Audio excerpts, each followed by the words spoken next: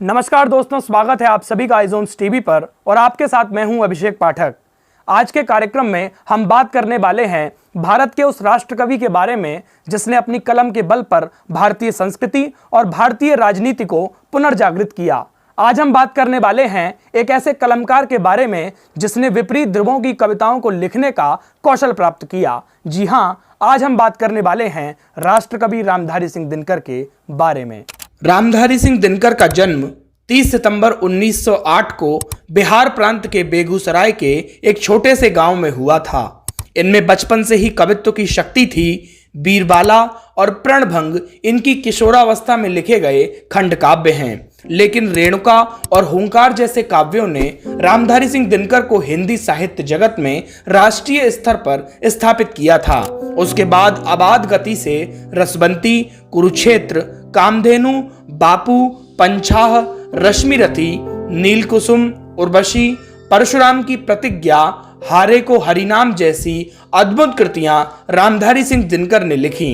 आपको बता दें कि उर्वशी को श्रेष्ठ काव्य माना गया और इसी कृति पर रामधारी सिंह दिनकर को भारत का सर्वोच्च साहित्यिक पुरस्कार यानी भारतीय ज्ञानपीठ सन 1973 में दिया गया।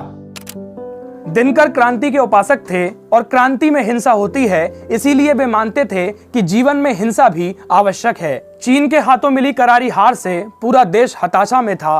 पंडित नेहरू के सभी आदर्श धराशायी हो चुके थे और भारत बहुत बुरी तरह से परेशान था। आपको बता दें, ये एक विचारधारा के रूप में पंडित नेहरू की सबसे बड़ी हार थी। भारतीय सैनिकों के शौर्य पर पंडित नेहरू तथा कुछ लोगों के कारण पानी फिर गया था।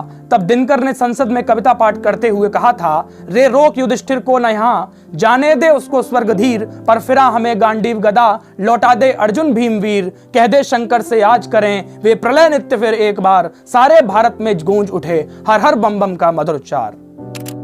दिनकर जी को उनकी रचना कुरुक्षेत्र के लिए काशी नागरी प्रचारिणी सभा, उत्तर प्रदेश सरकार और भारत सरकार के द्वारा सम्मानित किया गया था। संस्कृति के 4 अध्याय के लिए उन्हें वर्ष 1959 में साहित्य अकादमी पुरस्कार से भी सम्मानित किया गया।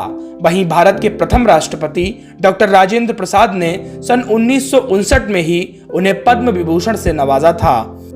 भागलपुर विश्वविद्यालय के तत्कालीन कुलाधिपति और बिहार के राज्यपाल जाकिर हुसैन, जो बाद में भारत के राष्ट्रपति बने, उन्होंने दिनकर को डॉक्टरेट की मानक उपाधि से भी सम्मानित किया था।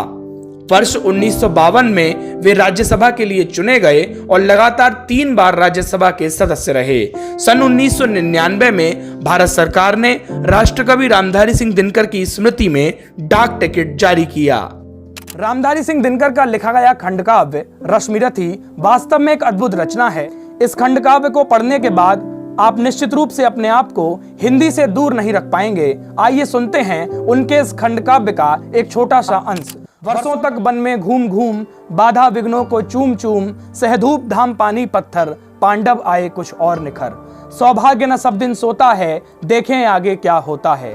मैत्री की राय बताने को, सबको सुमार्ग पर लाने को, दुर्योधन को समझाने को, भीषण विध्वंस बचाने को, भगवान हस्तिनापुर आए, पांडव का संदेशा लाए। दो न्याय अगर तो आधा दो, पर इसमें भी यदि बाधा हो, तो दे दो केवल 5 ग्राम, रखो अपनी धरती तमाम, हम वही खुशी से खाएंगे, परिजन पर असीना उठाएंगे। दुर्योधन वह भी दे न सका, आशीष समाज का ले न सका, उल्टे हरि को बांधने चला, जो था असाध्य साधने चला। जब नाश मनुष्य पर छाता है, पहले विवेक मर जाता है। हरि ने भीषण हुंकार किया, अपना स्वरूप विस्तार किया। डगमग डगमग दिग्गज डोले, भगवान कुपित होकर बोले, जंजीर बढ़ाकर साध मुझे, हा हा दुर्योधन बांध मुझे। आज के कार्यक्रम में इतना ही। देश और दुनिया की तमाम खबरों को जानने के लिए देखते रहिए आइजोन्स टीवी। धन्यवाद।